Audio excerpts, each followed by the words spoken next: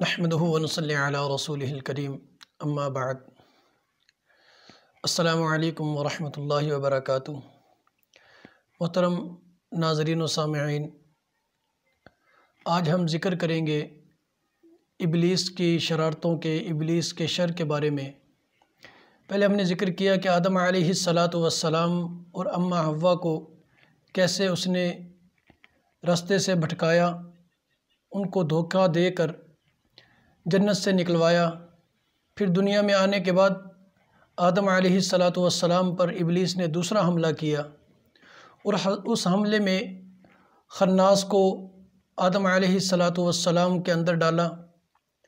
اب تیسرا حملہ انسان کے یعنی آدم علیہ السلام کی اولاد پر۔ سب سے پہلا کہ جیسے اللہ رب العزت نے آدم علیہ السلام کو دنیا میں بھیجا، پھر اس کے بعد اللہ رب العزت نے آدم علیہ السلام کی اولاد کو، ان کی ذریت کو دنیا میں پھیلانا تھا، تو اللہ رب العزت نے ابتدائی تخلیق میں یہ قانون تھا اللہ رب العزت کا کہ آدم علیہ السلام اور اماں حوا، ان کا اللہ رب العزت 2 بچے صبح اور 2 شام کو پیدا ہوا کرتے تھے، اور اس میں نکاح کا ترتیب قانون یہ تھا کہ جو صبح بیٹا پیدا ہوا اس کی شادی شام کو جو بیٹی پیدا ہوئی اس کے ساتھ، اور اسی طرح جو صبح بیٹی پیدا ہوئی شام کو بیٹے کے ساتھ۔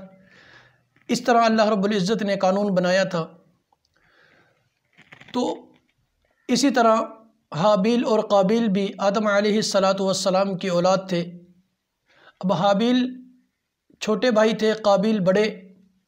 قابیل کے ساتھ جو بہن پیدا ہوئی اس کا اصولاً نکاح، قانوناً نکاح حابیل کے ساتھ، اور حابیل کے ساتھ جو بہن پیدا ہوئی، بچی پیدا ہوئی، اس کا نکاح قابیل کے ساتھ ہونا تھا۔ خدا کی قدرت تھی کہ جو حابیل کے ساتھ بچی پیدا ہوئی وہ اتنی خوبصورت نہیں تھی، لیکن قابیل کے ساتھ جو بچی پیدا ہوئی وہ بہت خوبصورت تھی۔ تو جب نکاح کا موقع آیا تو آدم علیہ السلام نے نکاح کے بارے میں سوچا۔ ان کو پتہ چلا قابیل اور حابیل کو، تو قابیل نے دیکھا کہ میرے ساتھ پیدا ہونے والی بہن بہت خوبصورت ہے اور حابیل کی بہن وہ خوبصورت نہیں ہے۔ تو شیطان نے اس کے اندر وسوسہ ڈالا، خناس نے وسوسہ ڈالا کہ وہ اپنی ہی بہن جو بہت زیادہ خوبصورت ہے اس سے نکاح کرے گا۔ اب اس میں کافی اختلاف ہوا، لیکن پھر یہاں شیطان کو موقع ملا، اس نے قابیل کو ورغلایا۔ پھر دوسرا موقع جس کے بارے میں قرآن کے اندر مکمل واقعہ ذکر ہے کہ دونوں بھائیوں نے، ان میں سے ایک کاشتکاری کرتا، دوسرا مویشی چراتا پالتا، تو صدقے کا موقع آیا تو اللہ رب العزت کا اس وقت قانون تھا کہ جب بھی صدقہ کرنا ہوتا اللہ رب العزت کے راستے میں، تو جس نے جتنا صدقہ کرنا ہوتا وہ ایک میدان کے اندر اس چیز کو رکھ دیتا، اور اللہ رب العزت آسمان سے آگ کو بھیجتے اور اس صدقے کو کھا جاتی۔ یہ قبولیت کی اس وقت کی نشانی تھی۔ تو اسی طرح حابیل اور قابیل نے بھی صدقہ کیا۔ اب قابیل نے اپنے مال میں سے جو بیکار مال تھا وہ نکالا، اور حابیل نے جو سب سے عمدہ مال تھا وہ نکالا۔ دونوں نے اپنے اپنے مقام پر رکھ دیا۔ اب اللہ رب العزت نے، حابیل کا دل بھی صاف تھا، نیت بھی صاف تھی، مال بھی ٹھیک تھا، تو اللہ رب العزت نے آسمان سے آگ بھیجی۔ آگ نے حابیل کا صدقہ لے لیا، قبول کر لیا، کھا لیا، لیکن قابیل کا صدقہ آگ نے نہیں کھایا۔ تو پہلے کچھ مسائل چل رہے تھے، لڑائی جھگڑا، نفرت پہلے موجود تھی، دل میں وسوسے پہلے موجود تھے۔ تو اس نے اپنے بھائی کو کہا کہ آپ کا صدقہ قبول ہوا، میرا نہیں ہوا۔ تو بھائی نے اس کو کہا کہ آپ نے مال اچھا نہیں دیا اللہ رب العزت کو، اگر آپ کا مال اچھا ہوتا تو اللہ رب العزت اس کو قبول کر لیتے۔ اب اس کے اندر نفرت تو وہ بھی تھی، غصہ وہ بھی تھا کہ یہ میری بہن سے نکاح کرے گا جبکہ میں اسے پسند کرتا ہوں۔ تو قابیل کہنے لگا کہ میں آپ کو یہاں قتل کر دوں گا۔ تو چھوٹا بھائی تھا حابیل کہنے لگا کہ بے شک آپ بڑے بھائی ہیں، آپ مجھے قتل کر دیں۔ جب مجھے قتل کریں گے تو میں واپس اپنا دفاع نہیں کروں گا، بلکہ آپ کا نقصان اس میں یہ ہوگا کہ میرے گناہ جو ہیں وہ تمام کے تمام آپ کے سر پہ آ جائیں گے اور آپ اللہ رب العزت کے ہاں گناہ گار ثابت ہو کر آپ کا ٹھکانہ جہنم بن جائے گا۔ بہرحال شیطان نے پھر بھی اس کو مزید ورغلایا، نفس اس کا غالب آ گیا تو اس نے اپنے بھائی حابیل کو قتل کر دیا۔ اب قتل کرنے کے بعد وہ بہت زیادہ پریشان تھا۔ پریشانی کی وجہ سے اللہ رب العزت نے ایک پرندے کو بھیجا، اس نے آ کر اپنے ساتھی جو پرندہ فوت شدہ تھا اس کو زمین کو کھود کر ٹویا بنا کر گڑھا بنا کر اس میں دفن کیا، اوپر مٹی ڈال دی۔ اب اس بات سے قابیل بہت زیادہ شرمندہ ہوا کہ یہ کیا ہوا، میرے اندر اتنی بھی عقل نہیں ہے کہ میں اپنے بھائی کی لاش اس طرح چھپا سکوں۔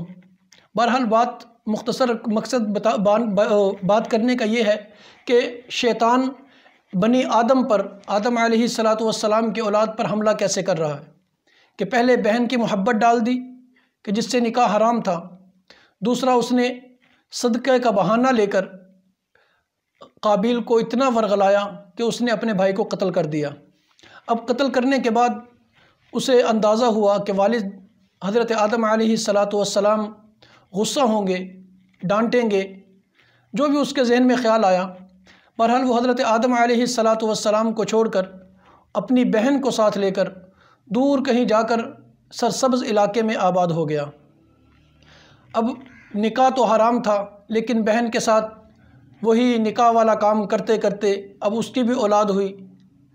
اس کی اولاد اب جب حرام کام سے کوئی چیز حاصل کی جائے تو وہ ویسے ہی ہوگی، تو اللہ رب العزت نے اسے بھی اولاد دی۔ یہاں اللہ رب العزت نے آدم علیہ السلام بہت زیادہ غمزدہ تھے، پھر شیطان سے مکالمہ بھی ہوا۔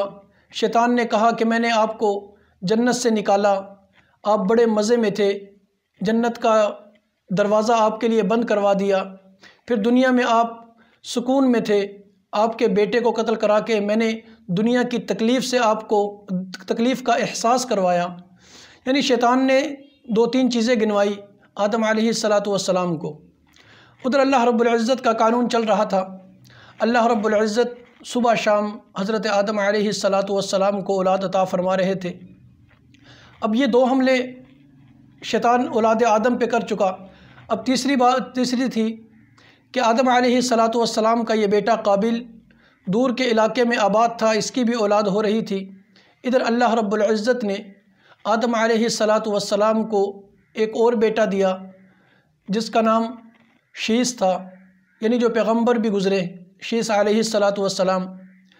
تو ان کے دور کے اندر، ان کی اولاد کے اندر، کیونکہ آدم علیہ السلام اس وقت دنیا سے وفات پا چکے تھے، رخصت ہو گئے، تو جب ان کی اولاد، اب وہ تو پہلے سرسبز علاقے کے اندر جو ہے وہ آباد تھے قابیل، اور اس کی اولاد بھی وہیں تھی، تو حضرت شیس علیہ السلام اور ان کی اولاد پہاڑوں کے اندر آباد ہو گئی۔ اب خدا کی قدرت دیکھیں کہ اللہ رب العزت نے حضرت شیس علیہ السلام کی جو اولاد تھی، بہت نیک لوگ تھے، پارسا تھے، اللہ رب العزت نے ان کے مردوں کو بہت زیادہ خوبصورتی اور جمال عطا کیا، لیکن قابیل گناہ گار تھا، اللہ رب العزت کا نافرمان تھا اور دنیا کا سب سے پہلا قاتل تھا، تو اللہ رب العزت نے ان کے مردوں کو بدصورت بنایا، لیکن ان کی عورتیں خوبصورت تھیں۔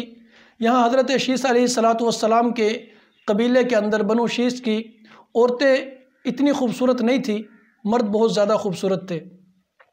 اتفاق سے وہاں دونوں عید یا کوئی خوشی کا دن تھا، منایا کرتے تھے، تو حضرت آدم علیہ السلام کے وقت سے یہ چل رہا تھا، تو قابیل کے علاقے کے اندر یہ مقام آیا، یہ خوشی کا دن آیا یا عید کا دن آیا، تو انہوں نے عید کے دن ایک میلہ رکھا یا ایک عید کے دن ایک پروگرام رکھا، جس میں اس سے پہلے ایک بات کہتا چلوں کہ بنی قابیل کے اندر ابلیس ایک بہت ہی خوبصورت شکل کے اندر متشکل ہو کر آیا، کیونکہ بنی قابیل کے لوگ بہت زیادہ بدصورت تھے، اور یہ بہت خوبصورت بن کے آیا، آ کر وہاں نوکری کرنے لگ گیا، ان کی ملازمت، ان کی خدمت کرنے لگ گیا۔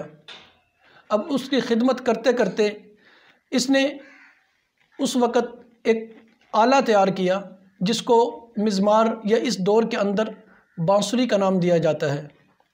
اب ابلیس بانسری بجاتا، بانسری کی آواز اتنی پرکشش تھی، اتنی خوبصورت تھی جو بنی آدم نے پہلے نہیں سنی تھی، تو جیسے ہی یہ بجانا شروع کرتا تو لوگ اس کے ارد گرد جمع ہو جاتے اور اس کی آواز سے لطف اندوز ہوتے۔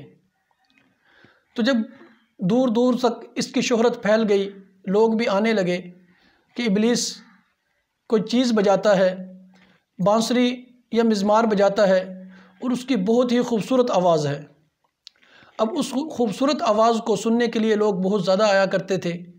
پھر انہی دنوں کے اندر پھر وہ میلے کی بات آ گئی کہ جب میلہ لگا تو لوگ بڑی دور دور سے آئے، انہوں نے آ کر جب دیکھا کہ ابلیس بہت ہی خوبصورت آواز سے وہ آلہ بجا رہا ہے، بڑے متاثر ہوئے۔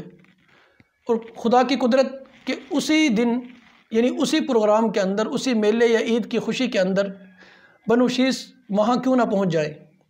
جیسے ہی وہ وہاں پہنچے، انہوں نے دیکھا کہ اتنا پیارا میلہ سجا ہوا ہے، لوگ دور دور سے آ رہے ہیں، تو انہوں نے پروگرام بنایا کہ ہم بھی یہی کام کریں اپنے علاقے میں جا کر۔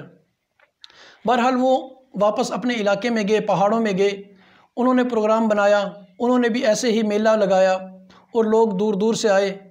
اب جب لوگ دور دور سے وہاں آئے تو اب اللہ رب العزت نے شیطان کے ذریعے، اب جو بنو قابیل تھے ان کی عورتیں خوبصورت تھیں، اب وہ لوگ بھی آئے، وہ لوگ ویسے ہی گناہ سے پیدا ہوئے لوگ تھے، گناہ گار تھے، شریر تھے، تو وہ اپنی عورتوں کو بھی لے کے آئے، کچھ بدماش مرد آ گئے، کچھ عورتیں آ گئی۔ اب اس نے اس بانسری سے، اس کی آواز سے اتنا ان کو مسحور کیا، یعنی بے تاب ہو گئے، ان کو اپنی ہوش نہ رہی، تو وہ اس وقت سب سے پہلے بدکاری میں مبتلا ہوئے۔ ایک تو بدکاری قابیل نے کی کہ اپنی بہن کے ساتھ نکاح کیا، دوسری روح زمین پر سب سے پہلی بدکاری یہ محفل اور میلے کے نام پہ، خوشی کے ایک تہوار کے نام پہ وہاں ابلیس نے کروائی۔ تو انشاءاللہ نیکسٹ ویڈیو کے لیے ہم جلد حاضر ہو گئے۔ السلام علیکم ورحمۃ اللہ وبرکاتہ۔